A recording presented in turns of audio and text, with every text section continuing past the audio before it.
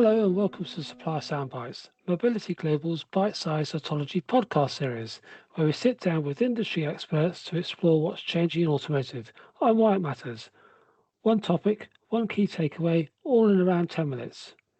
In today's episode, we're looking at how AI is reshaping the in-car experience and accelerating the shift toward software-defined vehicles. Our guest today is Marcus Futterlieb, Director of Technology Management for AI Orchestration at HARMAN. Hi, Marcus. Thanks very much for joining us. Hey, Matthew. Thank you very much for having me. You're most welcome. We'll be discussing how automakers are using AI to power everything from personalization and voice interaction to driver assistance, safety, and connected services. We'll also explore the challenge of making in-car AI genuinely useful, seamless, and trustworthy, and look forward to the next generation of intelligent vehicles that will continue evolving long after they leave the factory. So, Marcus, let's begin with the bigger picture, if we may. AI has gone from being a futuristic idea to something drivers can experience inside the car today. From your perspective, though, what's the biggest shift happening right now in how automakers think about AI and the in-cabin experience, would you say? Mhm. Well, the whole thing is not just about adding AI to the cabin. In fact, true intelligence comes from combining a deep understanding of the driver and passenger needs with systems that adapt, learn, and respond appropriately in real-world driving conditions. It's important that we understand not every function actually needs a large language model. The winning architecture will use the right model for the right task. But in some cases, that can be on device, directly in the car, right? It could be in the cloud. In some cases, it might just be deterministic.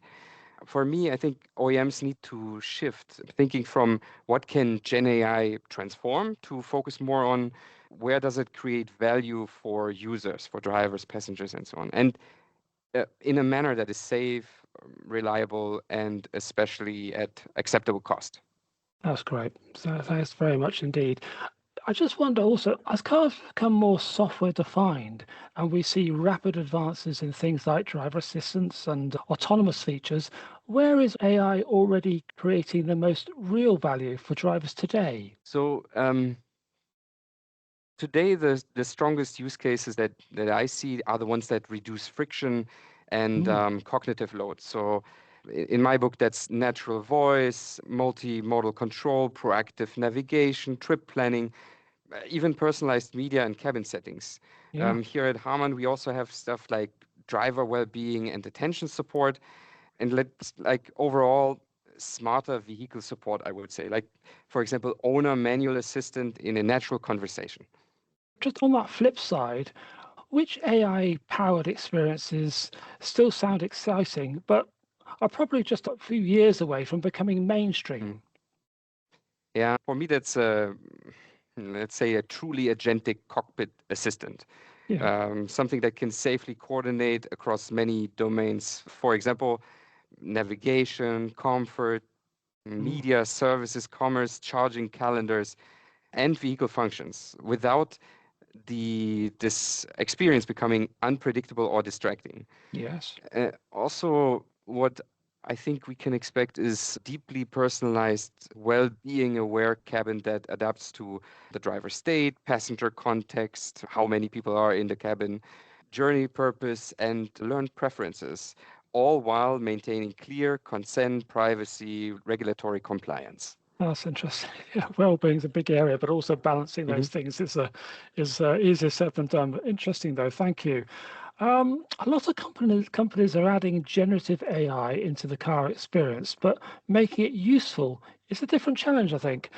What does great AI orchestration look like inside the vehicle, and how do you avoid creating experiences that feel distracting or gimmicky? Yeah, absolutely. I mean, right now, the biggest risk that I see is fragmentation. So Mm, there are many strong features, but they're not always in in a coherent experience. yeah. So yeah, great AI orchestration for me means that the vehicle does not just react to a comment, but it actually understands the full context, the intent, even your driver state, passenger needs, and of course, like system constraints, and then chooses the right response. So sometimes that response might be Gen AI based. Mm. Sometimes it's a smaller embedded model, and sometimes it might be a deterministic rule. Um, and actually, in some cases, the right response might be to do nothing. So for me, Yep. it's like we need to ask ourselves if the car knows that the driver is tired and we have heavy traffic and a complex notification could come up, then should the car surface everything or Mm. simplify the interaction or even stay quiet? And I think that's where orchestration really matters. So to come back to your question about the gimmicks, for me, Yeah. the product filter is really simple. Does it reduce friction, reduce distraction, improve safety, or create a meaningful personalization? And if Yeah. not, then it probably should not be in the cockpit. Yeah. That's really useful. Thank you very much for that. Another point is really personalization is becoming a huge part of the in-car experience. Everything from audio settings to climate control to anticipating driver preferences. How do you create those personalized experiences while still maintaining trust and protecting driver privacy? Mhm. So here we take a privacy by design approach. Mm. Okay, I mean, what does that actually mean? So, coming more from an engineering side, so we are only processing data where it makes the most sense. And this way, giving OEMs and ultimately the drivers control over what's shared. And we ensure transparency around how the data is used to power those experiences.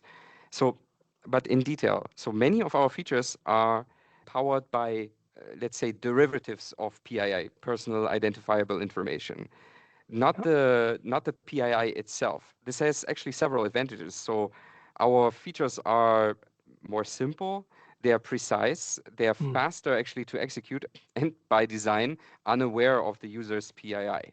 So let me just say that, I mean, that for the driver, they need to feel in control of their data and their Mm. experience. That means that we need to provide clear opt-ins, predictable behaviors, and personalization that evolves with the user, not just something that's intrusive or unpredictable.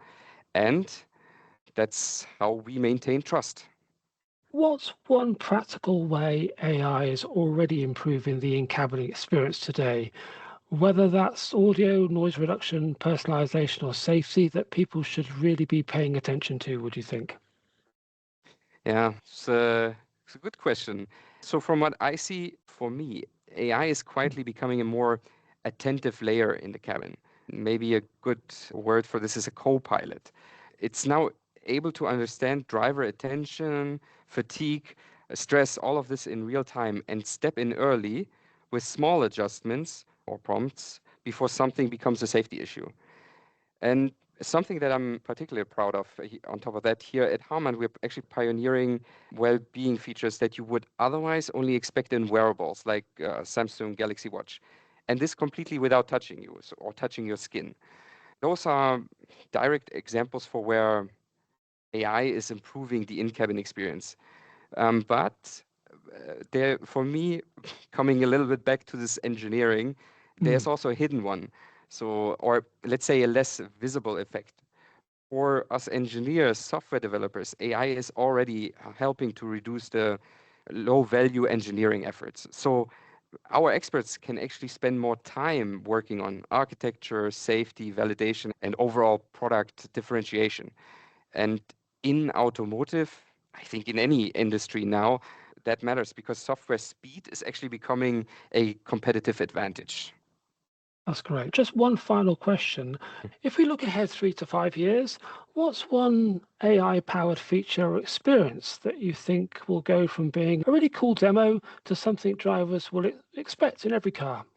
Well, okay, 3 to 5 years.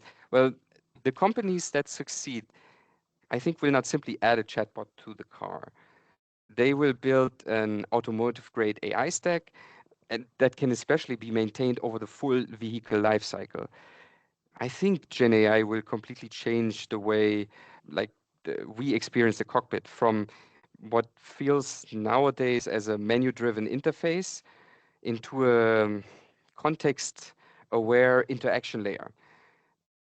I mentioned it in the first question already. The highest value for me is the highest value features are the ones that reduce friction in Mm. your experiences but also reduce distraction and cognitive load. I'm also convinced that drivers will come to expect this natural, contextual aware experiences. For me, here's really the biggest leverage of AI in general to support users with personalized content, delivering the right information in the right place at the right time. And I mean, to be clear, for me, the rollout has already begun. The real challenge is more how to scale this safely, how to create consistent, predictable experiences, but also an area where I really focus on a lot is to make this affordable. So if you ask me to get there, even the supply chain has to change. So OEMs and suppliers, they just need to work more in a co-engineering fashion to design hardware, middleware, models, data pipelines, and the whole lifecycle management. All of this has to be thought out from the start. And maybe just one final comment from the product manager inside me. So for me, I'm really convinced that we will find that orchestration is the bridge between artificial intelligence capability and the product market fit. Thank you very much indeed for that, Marcus. Really appreciated. And that's all for this episode of Supplier Soundbytes from Mobility Global. Thanks for spending time with us. If you found this useful, please do follow us on LinkedIn for more insights from across the supplier ecosystem. And keep an eye out for new episodes coming soon. Bye for now.